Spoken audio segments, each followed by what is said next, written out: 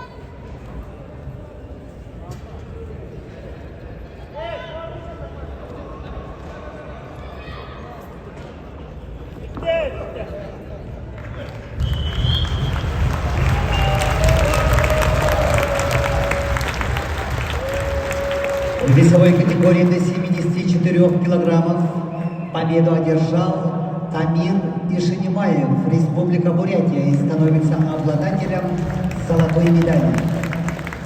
Серебряная медаль достается Асхабу Хаджиеву, Казахстан.